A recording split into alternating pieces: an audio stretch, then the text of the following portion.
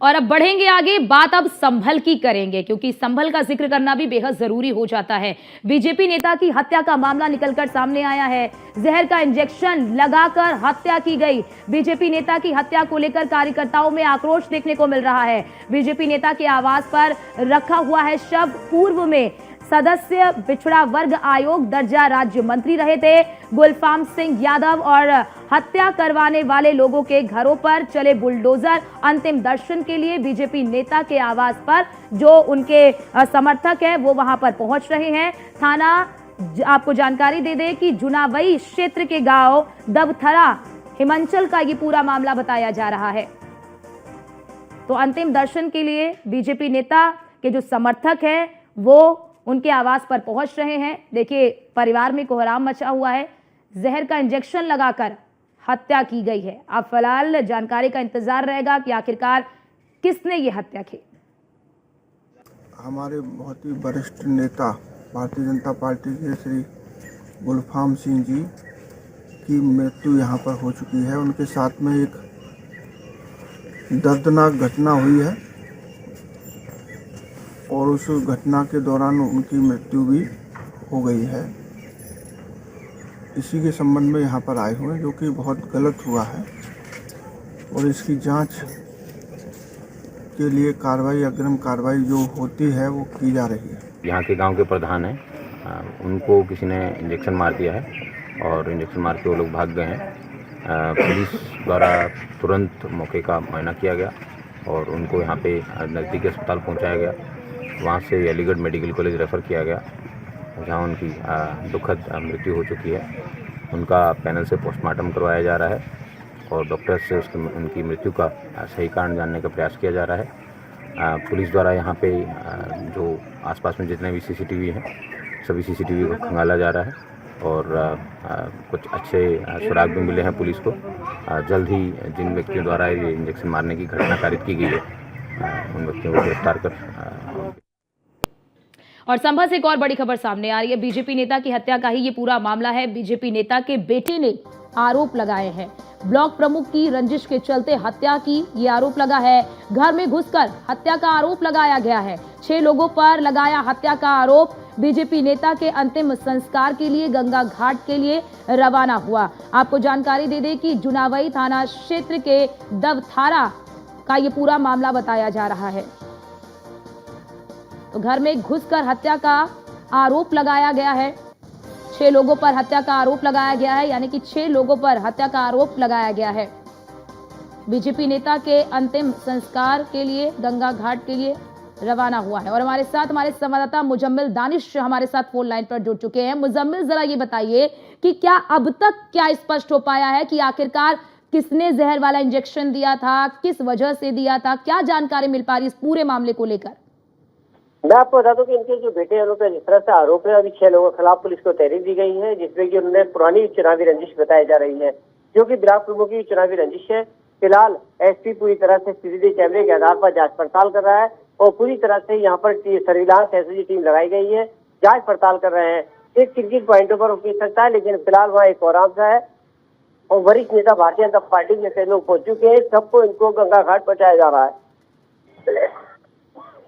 और जरा ये बताइए मुजम्मिल कि अंतिम संस्कार क्या कर लिया गया है? मैं आपको बता दूं कि अंतिम संस्कार के लिए जो गंगा घाट का शव जा रहा है और काफी तादाद में यहाँ पर भारतीय जनता पार्टी के नेता पहुंच चुके हैं और सीधी तौर पर कहा है कि जो भी आरोपी है सख्त से सख्त उन पर कार्रवाई की जाए। ये कब हुआ मुजम्मिल? ये कब इनको इंजेक्शन दिया गया और किस वक्त दिया गया, इसकी कोई जानकारी मिल पा रही है? मैं आपको बता दूं कि एक दिन पहले की वारदात ये बताई जा रही है कि 1 से 2 बजे का समय बताया कि जब 3 लोग बाइक पर सवार होकर आए थे, वहां पर बैठकर चाय नाश्ता भी किया गया था। लेकिन किस समय कैसे इंजेक्शन लगाया, लेकिन जब पोस्टमार्टम की रिपोर्ट में इंजेक्शन के मौत से बताया जा रहा है, अब इसको बिस्तरा भी सुरक्षित रखा गया है। यानी मुजम्मिल आप ये बता रहे हैं कि बाइक से वो किसी के साथ आए थे और उसके बाद चाय पी और उसके बाद फिर इनकी मृत्यु हो गई? जी, फिलहाल जिस तरह से हालत गंभीर हो गई थी, इलाज के दौरान इनकी मौत हुई है। अलीगढ़ इनको भर्ती किया गया था, लेकिन फिलहाल जिस तरह से अभी रिपोर्ट पीएम की बताई जा रही है उसमें जहरीला से खाने उससे इंजेक्शन की वजह बताई जा रही है। फिलहाल जांच पड़ताल में टीम पूरी लगी है और जो यहाँ के अधिकारी हैं उन्होंने सर्विलांस एसपी की टीम लगाई है और टीम लगातार सर्च कर रही है और जो आरोपी है जल्द से जल्द खुलासा करने की संभल के एसपी के विश्वोई ने कहा है कि जल्द से खुलासा होगा, सख्त से सख्त कार्रवाई की जाएगी। बहुत शुक्रिया आपका।